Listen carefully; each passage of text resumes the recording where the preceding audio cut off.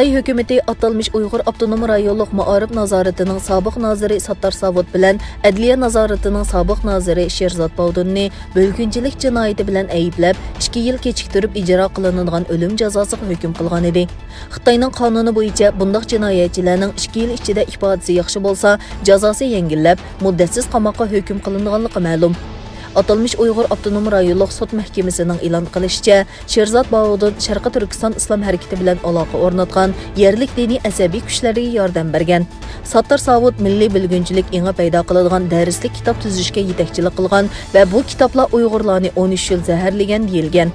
Xitoy taratqullarining tashviq qilishicha, bularning har ikkisi o'z huquqidan foydalanib, ideya va harakatda milliy bilgunchilik bilan shug'ullangan xatarlik unsurlar ekan. Birleşken Devletler Teşkilatı ve Kişilik Hukuk Teşkilatları Xitayning Sharqi Turkistonda milyonlarca kishini lagerlarga qamab, ularga qiyin qistoq, dafsandichilik, majburiy emgak va kompartiya tashviqoti ilib borganligini o'tirg'a qo'ydi. Ma'lum bo'lishicha, Xitoy hukumatı irqiy qirg'inchilik jinoyati bilan ayblangandan keyin bu ishga amaldorni qayta ko'tarib chiqib, ularni vatanni parchalashga uringanligi haqidagi iqror qildirib, butun jahonga sazoy qilish orqali Uyg'ur rayonidagi bostirish siyosatini oqlamoqchi bo'lgan. Yaqında Amerika, Kanada ve Gollandiya Xitayning qilmishlarini irqiy qirg'inchilik deb e'lon qilgan edi.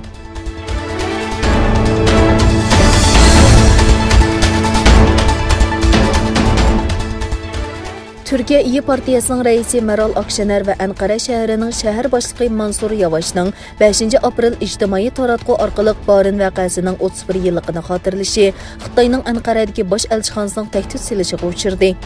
Bu vaqa Turkiyada qattiq g'ulg'ula paydo qilmoqda. 7 aprel kuni Meral Akşener xonim Turkiya parlamentida partiyasining yig'inida Xitoy elchixonasiga javob berib mundaq dedi. Xitoy elchiligi men bilan Ankara shahar boshlig'i Mansur Yavaşga tahdid soldi. Xitoyning Turkiyadagi vakili Doğu Perinchekning bizga qarshi qilayotgan so'zlari yetarli bo'lmagan bo'lsa kerak. Xitoy davlati bevosita harakatga o'tdi. Nemishqa desanglar, biz uzundan buyon hukumat bilan uning kichik sherigi Millatchi harakat partiyasini Uyg'ur qarindoshlarimiz uchun harakatga o'tkazishga tirishyapmiz.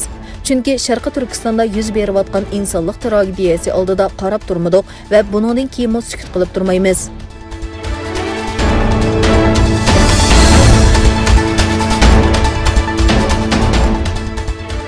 Amerika Tashqi ishlar ministrligining bayonotchisi Ned Price 5 yil ilgari Sharqi Turkistonda qo'lga ilingan Uyg'ur korxonachisi Akbar Asadning nohaq turmaga solinganligini va uni qo'yib berishni talab qilganligini bayon qildi. Ned Price ijtimoiy taratquv hisobida bayonot e'lon qilib, Akbar Asadning 5 yil ilgari nohaq qo'lga ilinganligini bayon qilib mundaq dedi. O Sharqi Turkistonda qo'lga ilingan, turmaga tashlangan va g'oyib bo'lgan millionlagan Uyg'ur yoki boshqa osonliq millat a'zolarining biri. Ularning ko'pinchisi yig'ilish lagerlarida tutib turilmoqda. Biz Xitoy Xalq Jumhuriyatini uni va boshqa nohaq tutib ketilganlarni qo'yib berishga chaqiramiz. Akbar Asad 2016-yili Amerika Tashqi ishlar ministrligi tomonidan uyushtirilgan xalqaro rahbarlik programmasiga qatnashib, Xitoyga qaytgandan keyin g'oyib bo'lgan. Keyin Akbar Asadning qo'lga ilinganligi ma'lum bo'lgan. Akbar Asadning otasi Rayhon Asad 2020-yili 6-oyda o'zi o'qigan Harvard universitetida inisi uchun faoliyat boshlagan edi.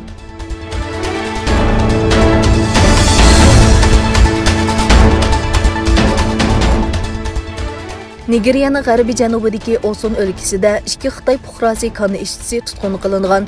Davlat taratqullarining xabariga qaraganda, noma'lum kishilar Osun o'lkasining Etikan yesidagi bir oltin koniga hujum qilgan.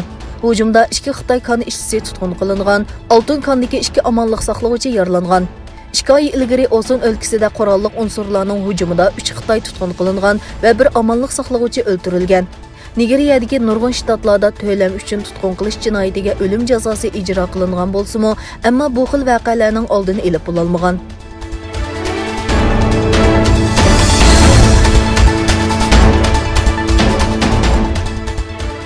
Rossiyada ijtimoiy aloqa tori Twitter'dan keyin TikTok'ga jarimana qo'yilgan. Moskva rayonluq sud mahkamasi Xitoyning ijtimoiy taratquv detali TikTok'ga 2 million 600 ming rubl, ya'ni taxminan 34 ming dollar jarimani qo'ydi. Xitoy shirkatining Rossiya hukumat organlarining talabini nazarga olmaganligi va o'qituvchi Navalniyni qo'llaydigan namoyishga qatnashish chaqirig'i bor yozmalarni o'chirmaganligi o'tirg'a qo'yilgan.